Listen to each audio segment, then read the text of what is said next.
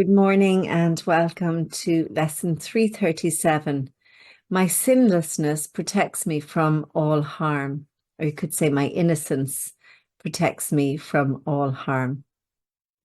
We'll take a moment, we'll gently close our eyes down and allow ourselves to fall still. And take a moment to find your center. For some people, their center is in their heart. And for others, it could be around the solar plexus area, or perhaps at the navel. Just finding your center and breathing into that space.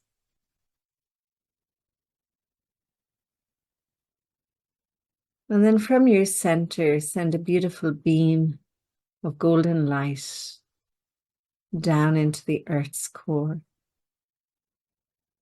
anchoring you downwards and grounding you. Returning to your center and send another golden beam of light up through your crown, up towards the heavens.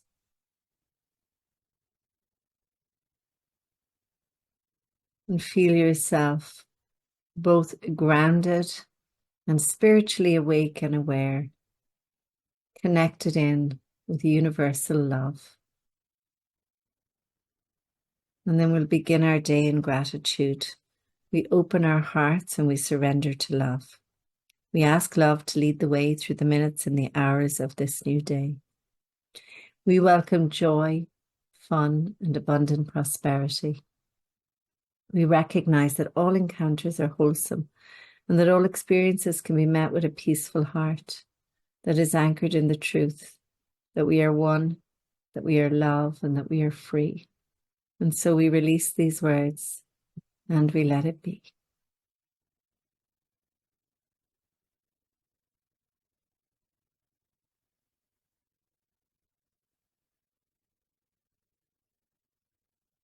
My sinlessness, or my innocence, protects me from all harm. My sinlessness ensures me perfect peace, eternal safety, and everlasting love. Freedom forever from all thought of loss, complete deliverance from suffering, and only happiness can be my state, for only happiness is given me. What must I do to know all this is mine? I must accept undoing for myself and nothing more. God has already done all things that need to be done, and I must learn that I need to do nothing for myself, for I need but accept myself, and that's with a capital S. My sinlessness created for me, now already mine.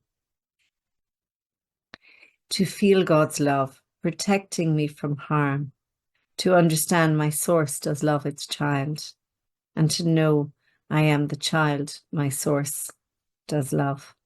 This is such a beautiful lesson. If we could see ourselves through this lens of love, if we could accept that we need to do nothing but accept our innocence, to recognize our innocence, then we would know happiness. This could only be our state. And what we need to recognize is this, this happiness, this freedom, this everlasting love that's spoken of is changeless and timeless and formless and always there. And sometimes I find it helpful to think of it like the sun. And so we accept that clouds pass over the sun, but the clouds never consume the sun. The sun is always there. And so we have this radiance inside us, this love inside us, that no matter what clouds, no matter what stuff happens, it can never penetrate this place. And I often use the example of people like Desmond Tutu or the Dalai Lama, who are living in the same world as we are.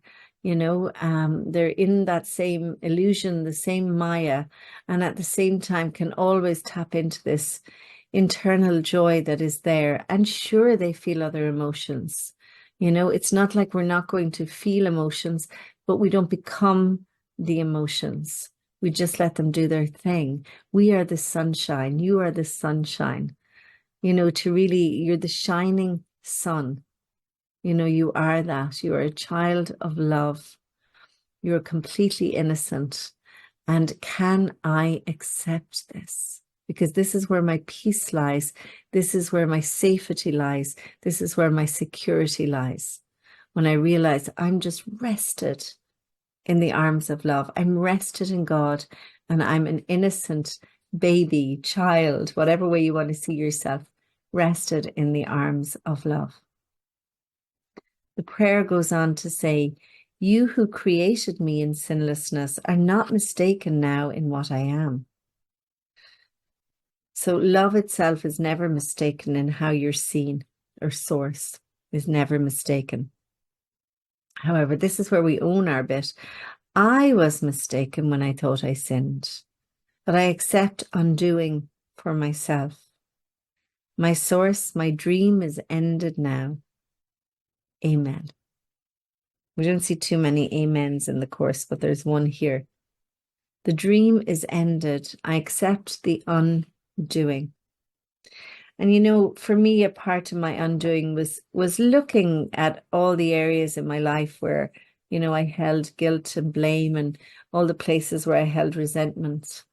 And, I suppose, and I still look, I have to continue to look all the time because new things happen and things, change and stuff comes my way.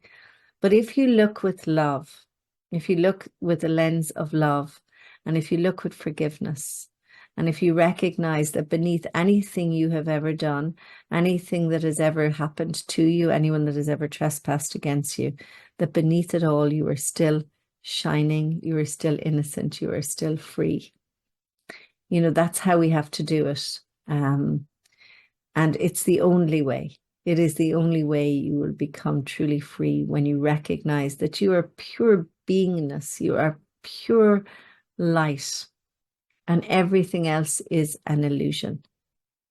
But because we live in a world of illusions, we have to have the illusion of forgiveness as well. And so we use this tool to create the happiest illusion that we can possibly have. And that is the illusion of heaven here on earth.